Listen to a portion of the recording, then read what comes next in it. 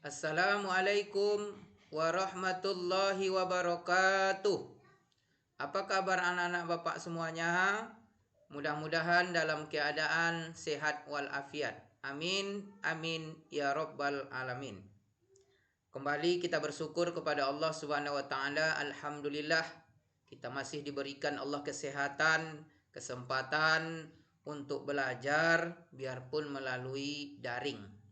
Selanjutnya selawat dan salam kepada Nabi Muhammad sallallahu alaihi wasallam dengan ucapan Allahumma sholli ala Muhammad wa ala ali Muhammad.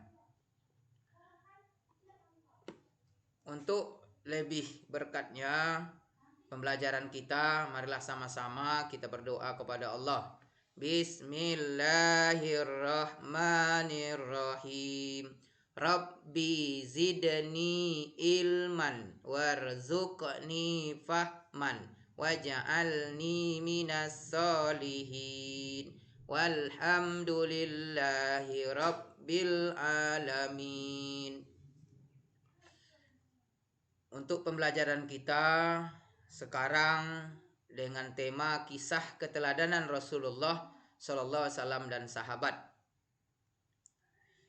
Sebelum kita mulai kisah keteladanan Nabi Muhammad Sallallahu Alaihi Wasallam dan sahabat, adapun tujuan pembelajarannya pertama supaya siswa mampu menjelaskan sifat-sifat terpuji yang dimiliki oleh Nabi Muhammad Sallallahu Alaihi Wasallam. Yang kedua supaya siswa mampu mengidentifikasi perilaku terpuji yang dimiliki oleh Nabi Muhammad SAW. Yang ketiga, supaya siswa mampu menceritakan kembali kisah keteladanan Nabi Muhammad SAW. Yang keempat, supaya siswa mampu mencontohkan keteladanan Nabi Muhammad SAW dalam kehidupan sehari-hari. Kisah keteladanan Nabi Muhammad SAW yang pertama, Nabi Muhammad SAW diberi gelar Al-Amin. Pada usia 35 tahun, Nabi Muhammad SAW bersama-sama dengan orang-orang Quraisy diminta untuk memperbaiki Ka'bah. Ketika pembangunan sudah selesai di bagian Hajar Aswad, bangsa Quraisy berselisih tentang siapa yang mendapatkan kehormatan untuk meletakkan Hajar Aswad ke tempatnya semula. Pada akhirnya mereka sepakat menunjuk Nabi Muhammad SAW sebagai orang yang tepat untuk melakukan hal tersebut. Rasulullah pun kemudian menyarankan suatu jalan keluar yang sebelumnya tidak terpikirkan oleh mereka.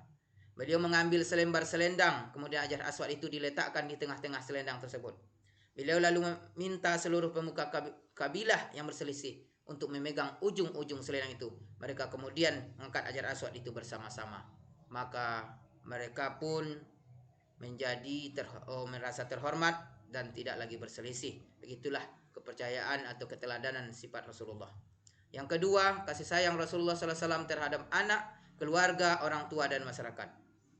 Nabi Muhammad SAW menggendong putrinya Fatimah masih belita sambil takwah milik Ka'bah.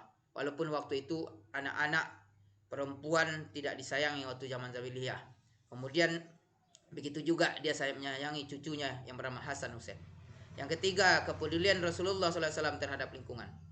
Kepedulian Rasulullah SAW bukan hanya pada ibadah seperti sholat, tetapi beliau pun peduli terhadap lingkungan hidup. Hal itu tercermin pada perilaku beliau antara lain. Nabi Muhammad SAW sangat hemat dalam menggunakan air. Itu dibuktikan pada anjuran beliau agar tidak berlebihan dalam pemakaian air dalam berwudu. Kemudian yang kedua dibuktikan Nabi Muhammad SAW mengajarkan agar tidak melakukan kerusakan di muka bumi ini. Yang keempat, Nabi Muhammad SAW sebagai pembawa rahmat bagi alam semesta. Nabi Muhammad SAW diutus oleh Allah SWT sebagai rahmatan lil alamin atau sebagai pembawa kasih sayang bagi alam semesta. Ini dinampakkan tujuan dakwah Nabi Muhammad SAW adalah untuk mengubah keadaan masyarakat jahiliyah menjadi masyarakat yang sejahtera berdasarkan agama tauhid. Adapun rangkuman pembelajaran kita, yang pertama, Nabi Muhammad SAW diberi gelar Al-Amin. Yang kedua, kasih sayang Rasulullah SAW terhadap anak, keluarga, orang tua, dan masyarakat. Yang ketiga, kepedulian Rasulullah SAW terhadap lingkungan. Keempat, Nabi Muhammad SAW sebagai rahmat bagi alam semesta. Mudah-mudahan dengan rangkuman tersebut anak-anak Bapak bisa mengerti pembelajaran kita pada kesempatan ini. Supaya lebih mengerti lagi, dilihat buku cetaknya, dibaca, dan diperhatikan. Demikianlah pertemuan kita, dan kita sudahi dengan ucapan Alhamdulillahi Rabbil Alamin. Assalamualaikum warahmatullahi wabarakatuh.